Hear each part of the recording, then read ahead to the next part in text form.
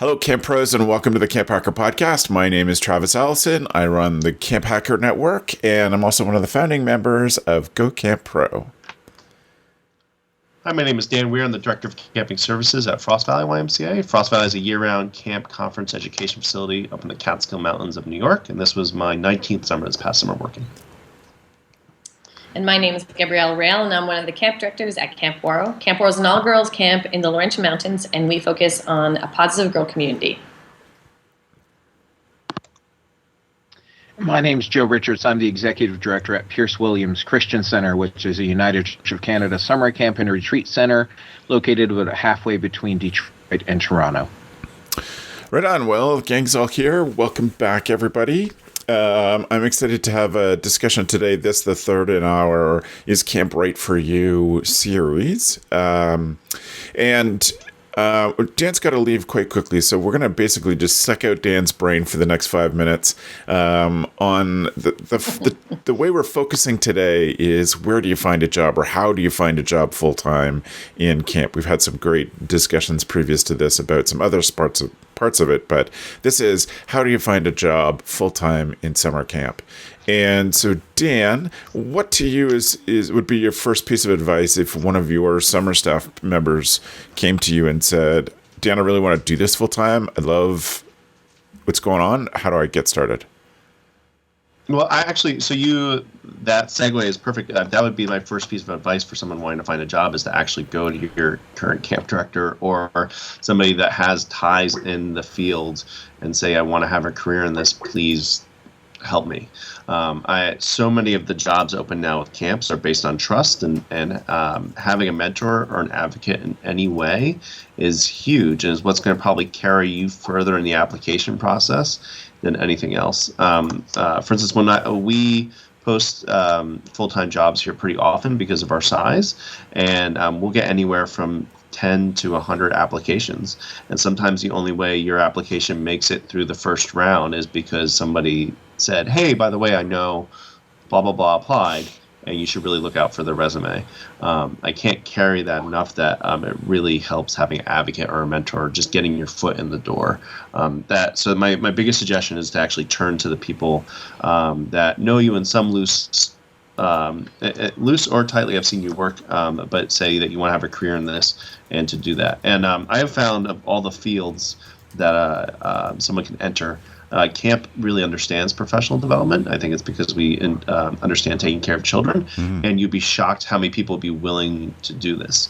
Even if you don't know anyone as a whole, I'm sure through, you could go to LinkedIn and you can look at camps and see if you know anyone through somebody to that camp and get an introduction that way. But I really think that is a huge aspect, is to find someone that is willing to mentor or be a slight advocate for you in any aspect, and really kind of spell things out for you. I think that's the biggest thing. Second biggest thing is ACA posts jobs monthly that are careers. The YMCA is constantly posting on ymca.net. There's AEE.org. There is, this is the Weir's website name, but backdoorjobs.com. Those are all outdoor camp jobs that are more than just a summer position. And you really need to understand that this is a career that you can work your way up pretty easily, but you need to start at the bottom. And it's okay that you start out, and not that the bottom is being an instructor, an outdoor education instructor, but that is entry level for our field. And it's okay to be doing that while looking for a managerial position or a camp director position. But and if all else fails, if you can't get a job, my third piece of advice is to go volunteer. There is rec programs all over the place that run day camps that have no resources. There's your local Boy Scouts, your local Ys, local churches that run programming, and just offer to them and say you enjoy working with children, you're looking for any opportunity, whether it's paid or volunteer. And that gets you in the door as well too. It really does. So those are my 3 bits of advice. Is really just circling back, really getting somebody to be your advocate or mentor. Use LinkedIn. Use people you know. Use the camp you've worked at. Look at some of these more nonprofit or broader sites. And the last is volunteer if you have to get your way in the door. And volunteering goes a long way. It shows your level of commitment. So, right on. Dan, it's my fault that we're so late getting started and you have to leave. My apologies about that. Have a good meeting. Thank you. And I will share your tool of the week. Thanks for setting us up with that too. Yeah, no, I much appreciated. So, great. Well, then, other than that, we'll talk to you guys later. Yeah, take care, brother. We'll talk to you in January. I think you have to disconnect with me, right? Or if you can do it. Hang up. Okay, great. All right, well, I'll talk to you later. Take care. Yep. See you, Dan. Bye. Bye.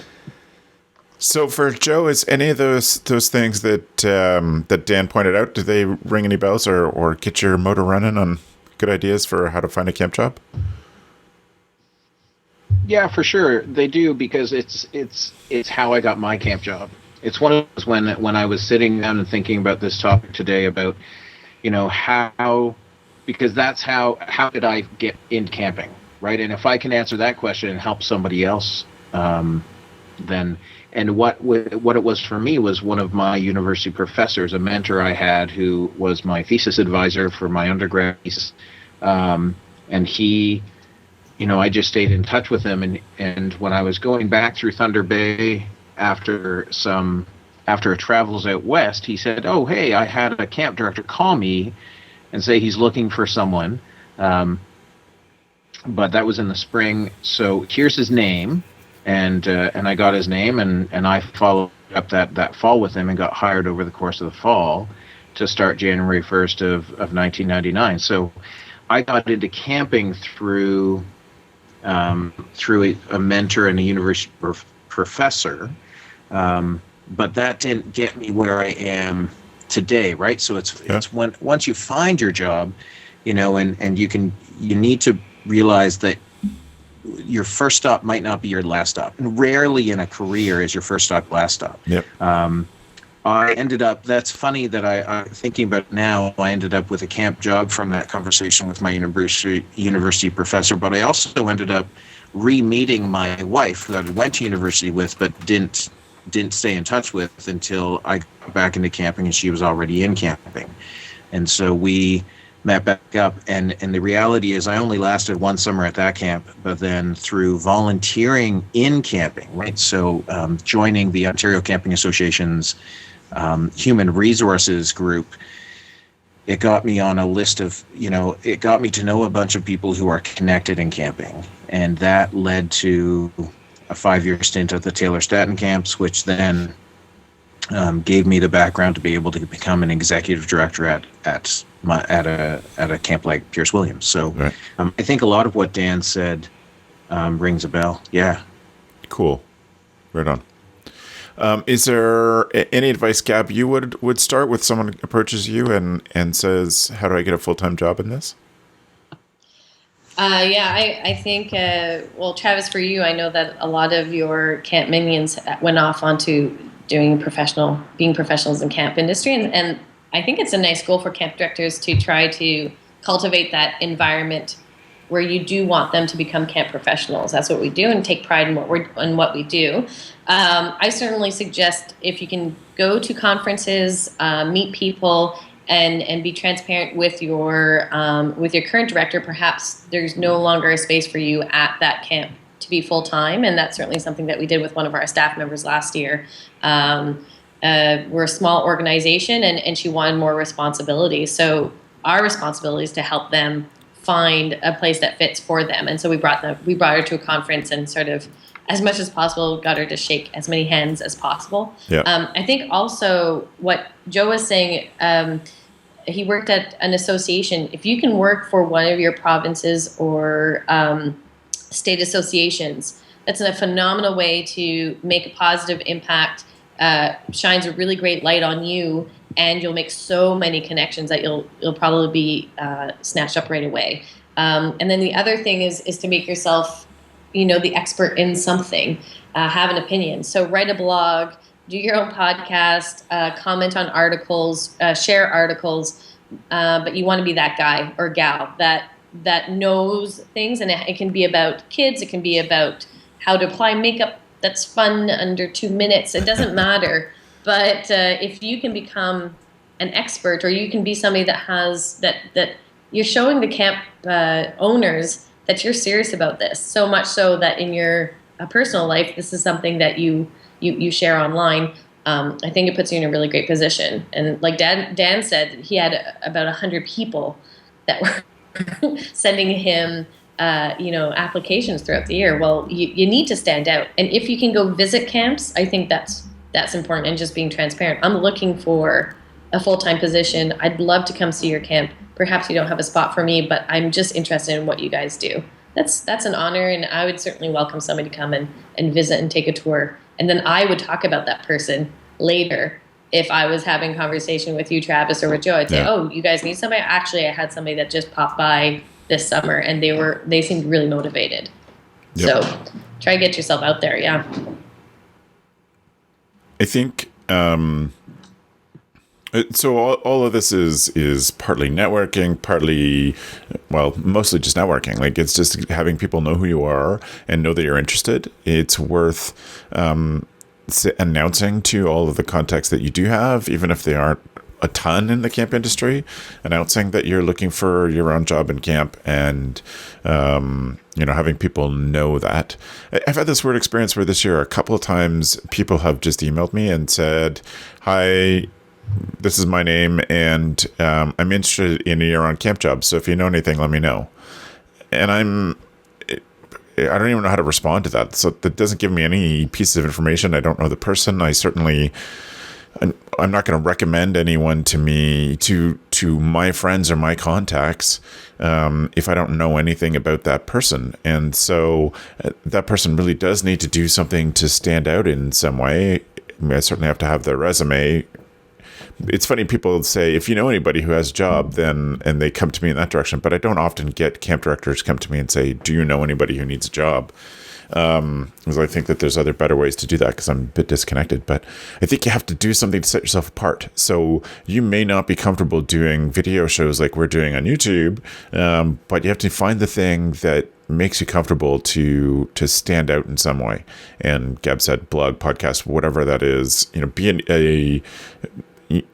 even do something as simple as create 100 tips for summer camp counselors on Instagram, and put that out over 100 days. I guarantee you that people would be interested in that and follow that and share that around. And that just establishes you as a person. Like, it's almost like a stunt in some way, but it's a way of getting your name out there. And I think that you saying, here's my 100 tips. If I was a camp director, here's what the 100 tips I would tell my camp counseling staff. Something like that will get your name out there in a way. And there's such a small group of people who are putting out good information to the camp industry that, everybody who is doing it, like us podcasting and, the other couple of podcasters that are out there, we're all sharing that around as much as possible, because we want everybody to be great inside the industry. So I think there's lots of real cool things you can do to get attention. Is there anything, Joe, that you can think of to get yourself known that we haven't mentioned? Well, I think a lot of what you've mentioned now in today's connected world works. I searched for my first camp job when I was before the connected world existed. Yeah. I think that the one thought I had is, before I get into that, I agree that if you can put out information and share information and make yourself known, it's like when you're in a job, if you make yourself indispensable, then it's very hard for a job to get rid of you, right? If you do things that are amazing. And so when you're looking for a job, if you can show that you can do these other things, that's great. The one that we haven't talked about yet was the idea that create your own job at your own camp. Right.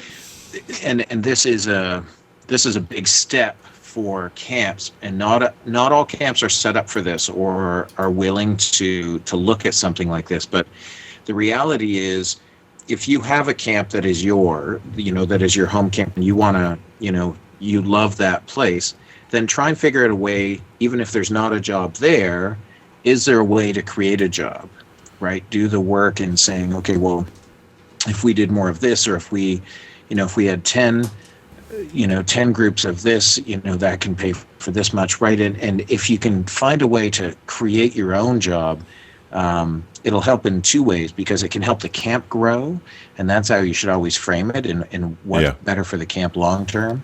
But it'll also guarantee that you'll always have a job, because if you can create one place, essentially you can create a job anywhere. Right. And that's certainly how I got started. I created my job. I had gone, luckily the board was willing to show me the budget stuff. So I'd gone through some of the budget and, found ways and was able to demonstrate plans of how I was going to increase enrollment to pay for my own salary. And actually that leads me to it's sort of I would use that to jump off, Joe, because I was working at a small nonprofit. In my case, it was church camp, but it would work for any small nonprofit struggling camp. When you have a board of volunteers running a camp, it must be so stressful for them to try to keep the professionalism as good as they can, and to look after their own liability as a board member, et cetera, while they're just cycling through summer camp directors. If you can go into an organization like that and say, here's a whole plan, here's everything, then in a lot of cases, those boards will be relieved to have somebody take the initiative, would work with you to come up with a plan for how to pay for those things, I'm sure.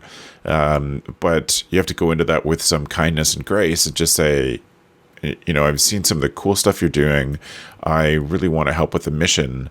And in that way, you create the job. But you're not starting out saying, my first job in the industry is going to be Dan Weir's job at Frost Valley, where Dan's got, a couple 300 people that work for him in the summertime. And I don't know how many people work for him year round. You're not starting at that spot. You're just starting really small and building up something. Because as you build a reputation in the industry, then you get known and you have greater and greater opportunities because you were willing to help a camp grow. What about you, Gab? Any other thoughts? No, I fully agree. I think... You go ahead, Joe. Yeah. Yeah, I just think that if you go in with wrong expectations, you're never going to find your job, right? A lot of, and this might not be just for summer camp, but this can be for essentially young people looking for work everywhere. Yeah. A lot of people think they deserve something, and it's not that you don't deserve anything job-wise. You work to show what you get. And so you need to start somewhere and create a life, right? Start somewhere and create something. And that is, again and again over time, I go back to that. If you can create something, then you become more indispensable and better known for that. And so I think that if people only want to be a camp director, then they might fall short of that goal. Whereas if you're saying, okay, well, I just want to get full-time in camping. So that might be a program, and that's great. And that's probably the best place to start. In all reality, I would have rather done programming when I started than right into administration, because that's where my passion and a lot of our passion lies in camping as camping professionals. So I think that there's a lot more of those jobs available stateside that I can see. I toured around Australia, and there were literally thousands of people employed in what we would call the camp industry, doing programming and doing those things. Thousands of people through Australia, because they have an entirely different system, which is education based versus what we call summer camp. I think if you can find any full-time job in camping, the key is get your foot in the door and then show yourself, show who you are and what you can do. Yeah, totally. And that will show also your team player attitude, that you're just there to help the camp accomplish its mission, learn about the camp, learn from the people that are there, and then you can start making your mark. And And that's what any employer-employee relationship should be, is that like, I'm here, I believe in what you guys do, and I want to help you get there.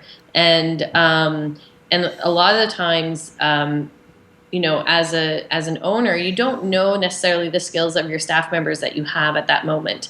And I think that if you are looking for a full-time position, it's for you to value yourself and see what you are capable of doing and expressing those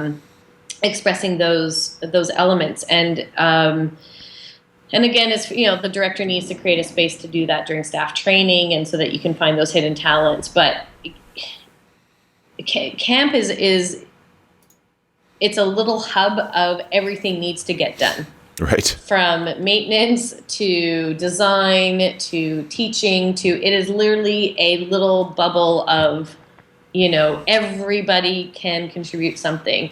And you might say, well, I'm a math geek and I do numbers. It's like, how great would that, somebody could create a system to break down all of the campers registration, who comes back after 2 years, who comes back. That's, somebody, a statistician, somebody that's studying in mathematics. That would be amazing. So it's to also look at what you have and say, I don't know where this could be applied, but I'm good at this. And hopefully, the director is creative and can see where they can use you. But it will help you with your confidence, and definitely sincerity, though, is really important when you're applying for a place. You genuinely want to be there to contribute to the organization, not necessarily just for a position. Right. And I think, this is the next step when it comes to interviews, but you really have to do your homework and find out what the specialty is of that camp. And, maybe you could somehow suss out where their needs are, like where your mathematics skills would fit into an organization. If you have unusual skills for camp, I wouldn't give up on a life in camp. If you are particularly statistics focused, but all you see are camp people who, lead games and make silly announcements, and that's not you, then you need to not. I recommend, I advise you not to throw out the idea of working at summer camp, because, camps have lots of people. The camp industry has lots of people who are willing to get up in front of others, dress up and do silly things. Camp also has lots of people who are great one-on-one and kind and really sensitive and, great listeners to their staff and campers. But what we're short of in the camp industry is people who love camp for what it is, who appreciate that camp provided a place for them, who are great administrators, who can run a business, have accounting skills, or, have really unusual skills that the camps might have a hole. And so, I think the first two groups of people will always get hired at camp, but the others, the creative approaches to summer camp and bringing your own unique skills actually is a true advantage, because you have something that camps may be missing or are really struggling with that is super easy for you. And so I think that's a really cool opportunity for people who might not consider themselves traditional camp people. Yeah, and I think the other thing to remember as well, as we go through it, is to say that is to know that we at camp need to change as well. Yes. So if somebody is, for example, last summer somebody said to me, "Would you ever need a full-time psychologist on staff?" And I said, with the way child development is going, that's not out of the question at all for a summer camp, to have someone who can be that full-time psychologist and do camp stuff as well, right? That's a skill that we can use and make our camp better with, from interviewing parents and kids to, all of those things. So I think don't give up on camp because you're not yet, just like you said, Travis, that you're not that loud, outgoing person. The reality is, our staff is a puzzle. And it's finding the right pieces to fit into that puzzle. And the right pieces aren't all loud and gregarious. Some of those pieces are quiet, and some of those pieces are that weird corner piece that you can never find, but makes the picture, finishes the picture. So I think as we look for staff and as people look for full-time jobs, you need to, be able to sell yourself as to how you help finish the puzzle. Right. Yep. Gab, is there something you wanted to add to what we're talking about, that particular part? I think it's not just about the full-time job. Is that the full-time job? Is it right for you? One of my staff members applied to a camp that needed somebody full-time, and they were very, very, very stuck in their ways.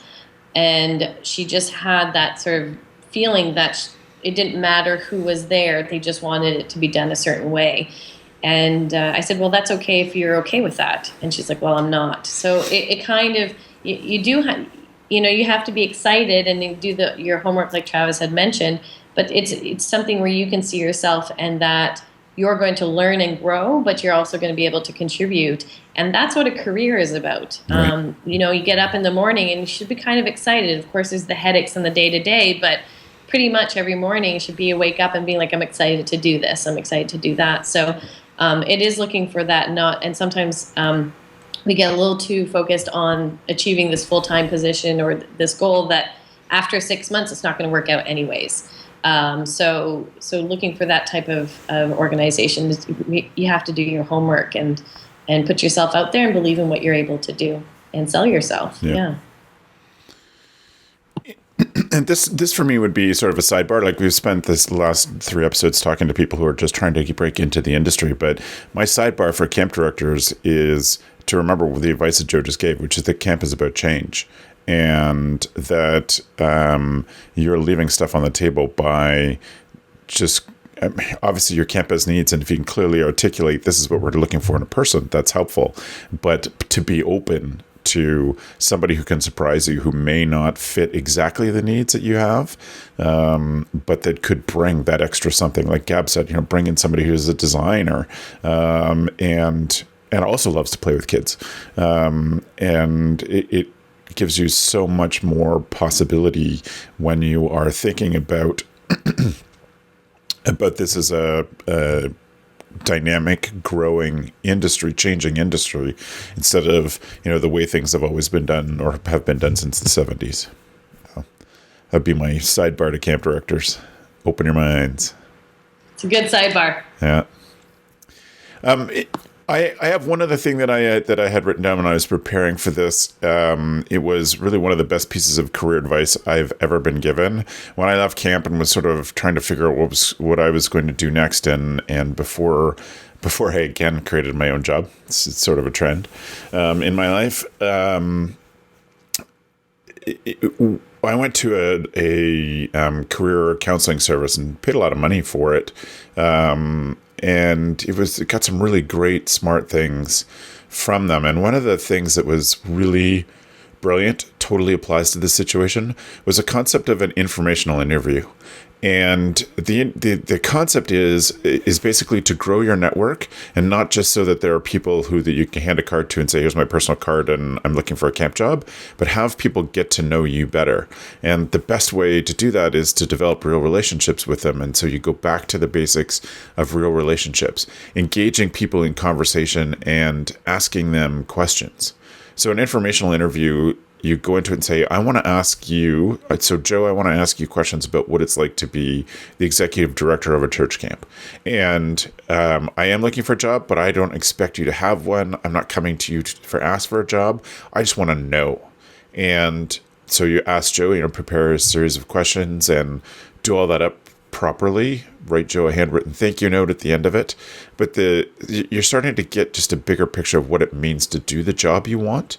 And the secret magic trick at the end of this is, thank you, Joe, for all that good pieces of information. Can you recommend anyone else that I could talk to who, could give me more information, could fill me out? And then if they say, yes, I know Gab, and you should talk to Gab, and then, ask them to make the introduction to you, so that you just keep spreading that out. So now Joe knows who you are and has had a real conversation with you. He knows that you're interested in the industry, interested in professional development, and so he can then also recommend you to more people just to have those informational interviews. And those things just turn into job opportunities so fast. Every person I've talked through that who's actually gone out and started doing informational interviews every person I've done it to has never made it past 5 interviews before they found a job. I know there are others who've, just had to work on it for longer and longer, but each one of those turns into a person who has you on their radar, and you've basically honored their opinion by asking for it, and people respect you for that, and that passes on. So that'd be one of my strongest pieces of advice: is start with the people slightly related to the area that you're interested in, and then just ask if you can ask them questions, and then ask them if there's someone else that they would recommend you talk to. And it really is a great magic trick for getting a cool job. That is really cool. Yeah. I've seen it work so many times.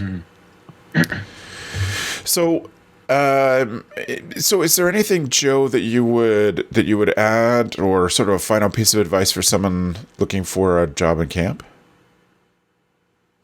What I would add is that it's possible, and it can happen, and somebody's got to take it.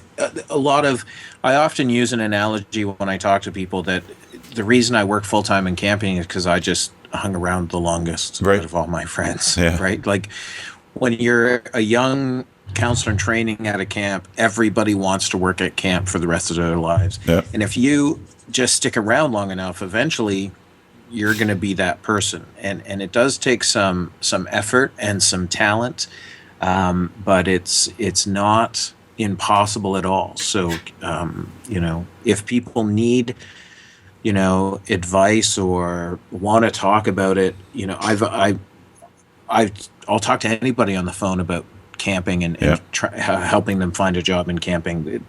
Give me a call. Right on. Fantastic. Thanks, Joe. How about for you, Gabz? Any wrap-up thoughts? I think it's basically what Joe was saying. Reach out to communities and put out that you're interested in learning about other camps and what it's like for other people to be working full time. And just your interest creates a space of people wanting to share and getting to know you. And so that's what I would do. And you have probably already a camp family that you can start with, and it can build from there. Right. Yeah, I love the idea of going beyond your camp. We've talked about this many times in this series, that your camp may not have a job for you, probably won't have a job for you, but you can use them as a stepping off point to do that. Very cool. Thanks, Gab. So I would say, this is just my general advice about getting a job. File this under everything I needed to know about being a good employee I learned by being a farmer. And when I was a kid, I used to work with my dad in the farm, and I had to learn, because it was our family business. Everything was on the line. We're out in the country and things had to get fixed. Like, we had to do a lot of stuff ourselves and solve our own problems, because going into town would take half a day when you're in the middle of whatever big farming project you're doing. And so I learned a lot from watching my dad, because I learned that it was most helpful to my dad if I could anticipate what he was needing. So I think the same thing applies to a camp. You look at what's going on and try to anticipate what the needs are going to be. So if you're volunteering at a camp conference, then whoever is in charge of the committee you're responsible to, watch that person, find the patterns, solve problems for them, and all those are ways that you can stick out, that you can get known and be recommended. Someone who is able to handle, grumpy people at registration at a conference with grace and a smile sticks out to the people who run that committee, who are responsible for that. So if you think of yourself as a problem solver, then all this networking becomes much easier, because you're constantly looking at ways to solve things for people. So that'd be my big advice in terms of getting a job. We've said some good places to look. There's also one I think that we left out of the list was there's a Facebook group called Camp Jobs, and it's a spin-off of Summer Camp Professionals. You can look there. People are posting jobs to summer camp professionals, that group on Facebook. So you'd be wise to be a part of that if you're looking. And that's certainly a way to get yourself known, without having to do a song and dance, is to be a big contributing part of the community. So I'm grateful to the three of you for good answers to that. If people have any questions or they want to, follow up with us, we'll give out the links to how to get in touch with us at the end of the show. But we do honestly invite people to get in contact and seek our advice. And we'll take it from there. And good luck with finding a camp job. I think it really is one of the best jobs in the world. Absolutely. And is worth the work it takes to get connected and get going on it. So if that conversation was helpful for you, if you got something out of it as a new summer camp professional or as a camp director, we'd invite you to go to camphacker.tv/iTunes and leave us a quick, honest review there. It does really help us to get found by more people and get more people listening to the show. So we're grateful for those of you who've done it already and those of you who'll do it in the future.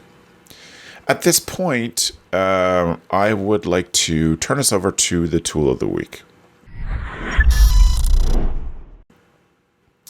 So, Gab, I want you to start us off with your tool of the week, please. All right. My tool of the week is Wendy the Lice Fairy. So it's not really about Wendy. Yes. It's about a lice fairy. Yeah. So we started doing checks on as families were coming into camp with the families there doing our lice check. I know that other camps do that. What we found was a couple of times, even though our nurse was present, families would disagree that their child had lice, and I or Jackie needed to go and confirm and say, actually, this is lice. So what we did in our second opening day is we hired a professional lice. She calls herself a lice fairy, which is adorable. And maybe it's weird, but either way, she's lovely. And we gave her a name tag, and she's super bubbly, but this is what she does professionally. And the difference between our first opening day and our second opening day was tremendous, because there was a professional that was saying, nope, this is lice. I'll explain to you. She's used to dealing with parents, and she's used to really explaining in detail how we take care of the problem. And so for the most part, our policy is that campers need to go home if they have lice and they take care of it. But doing that, it helps to have a professional to say, this is lice, and you can either stay and we can do this together, or you can go home and then get treatment and come back. So this really alleviated a lot of headaches, and it was also great to have a professional that was outside of camp and no conflict of interest for our international families or people that live fairly far from camp. So we'd say, this is the service that we can offer you. There's no, camp's not going to charge you extra, but you'll deal with this person financially. And right. So yeah, it was, if you can find a professional lice person or team in your community and just have them there on opening day, it actually seems to really calm parents, and I would recommend it to anybody. Right. If they're good. I mean, if you like them, obviously, but she was great. Right on. Yeah. Very cool. Thank you. Joe, what's your tool?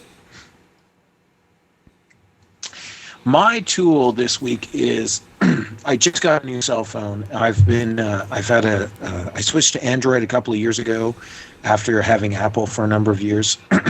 So I'm promoting the Google Nexus 6P, which is a massive phone, super fast, super responsive. But what I'm really promoting is this idea that you should spend money on something you're going to use every day and use it professionally, right? It is this idea, people say, so I bought my phone outright, or Camp bought my phone outright. It's about I'm under $1,000, but it was $850 plus tax, plus things. But when you do the math on it, people say, well, I can't afford that. Well, the reality is you're going to pay for it at your phone company, whoever your carrier is. But how many times a day do you use your phone is the question I think through. I often price it when I buy them to be like, okay, well, if I buy a pair of jeans and it's $30. The first time I wear it, it's $30 a wear. The second time I wear it, it's $15 a wear. So if I wear it 30 times, it's $1 per wear. If I wear it 60 times, it's 50 cents, that way. So with a cell phone, I'm going to keep it for 2 years before I update. So over 2 years, if I only use it once per day, I'm paying $1.37 a day. If I use it 10 times per day, I'm paying 14 cents per use to use my phone. And my phone is really my connection to the rest of the world. I can create things on my phone. I can make sure that camp happens on my phone. It's my camera. It's everything. So I might be promoting the Google Nexus 6P, but in reality, what I'm saying is that invest in things that you use to make your professional life better. And if staying connected and being is that, then buy, like my professors in university used to say, I was in outdoor recreation, they say, buy the best equipment and clothing that you can afford. Right. Right? Don't worry, just buy the best you can afford, because that's what you should use. And so what I'm saying is that my tool of the week is actually investing in yourself with equipment that you get a lot of use out of. People sometimes go cheap on things like a phone, but then it's one of the things that's always on them that they always have.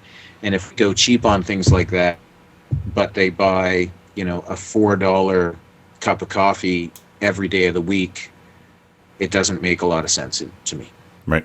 So the Nexus, I would recommend the 6P. It is the newest and fast. So, yeah. Cool. That's me. Good advice from Uncle Joe at the holiday season. I think I need a new Mac. Right on. So Dan had a cool tool that he left with us. Their office is using the Google Apps system. So all of Frost Valley is on Google Apps. So their email comes from Frost Valley, but it's the same interface as if it was Gmail. And I think we've recommended Google Apps a number of times. I suspect Joe was one of the first to do so because I know Pierce Williams is on it. His tool was keep.google.com, which is an app that you can get just a place to keep notes, or you can do reminders on it, I think. I haven't really used Keep very much, but just keep some notes for yourselves and a bit of a to-do list in there as well. And it's a free tool. If anybody has a Gmail account, they can use Google Keep as a place for their external brain, as Evernote likes to say. My advice, I've put a couple of videos up about this on our Instagram, or at instagram.com/CampHacker. After a discussion with Joe last week or the week before, I bought from Amazon, I'll put this up to the camera, I bought 400 dice. And they were about $30 US, or about $35 Canadian. They're in 4 different colors, and I'm going to use them with family to play games. Going to use them when we do training at camps. Teach games like Tenzi or Farkle, a favorite game that I played with Joe, Die, all sorts of things. But the nice thing with 400 of them is that I can teach a game, say each person needs 10 die to play the game.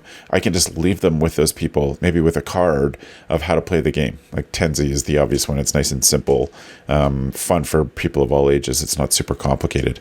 And so I have 100 die in 4 different colors. So I have maybe... 3.5 pounds of dye for less than $40.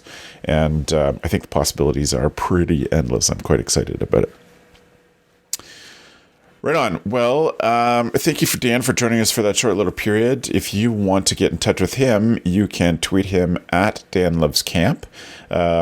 He is also can be found where he works is at Frost Valley, which is at frostvalley.org. Really interesting organization to follow some of the cool stuff that Frost Valley does. So I recommend you reach out to Dan and thank him for his advice, of course, but follow some of the cool stuff that he puts out. Gab, how about for you? How can people find out where you are and follow up with you? They can follow me on Twitter at Gabrielle Rail or on Instagram, same name. And you can check out where I work at waro.com. Fantastic. Thanks, Gab, for being here. Oh, my pleasure. Right on. And Joe, how about you? You can find me at and everything I do at campisbetter.com and yoyojoe.com, yoyojoe.com, which sounds like that old commercial, Travis, right? Just dial Diamond. MOND. Thanks, Joe. Anytime. Take care. So if you enjoyed today's show, we'd be grateful if you just tweet it out. Something that you learned. You can go to camphacker.tv/love, and it'll help you put a tweet together to let us know that you've been watching the show.